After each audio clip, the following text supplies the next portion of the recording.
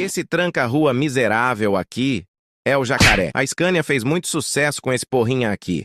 Caminhão de homem de verdade, e outra esse sem vergonha carregou por muito tempo a economia do nosso país. Ele caiu bem rápido no gosto dos caminhoneiros, já que ele era bem bruto e forte. Mas ele perdeu espaço para o T-112.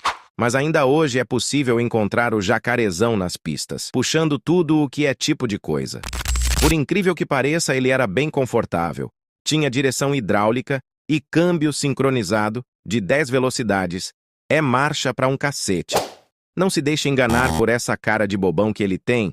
Ele vinha com um motorzão DS11, com 6 cilindros em linha com pouco mais de 210 cavalos. Era bem forte para a época e tirava de letra nas terras tupi-guarani desse Brasilzão. Caso queira comprar um monstro sagrado desse, você pode encontrar por volta dos R$30 mil.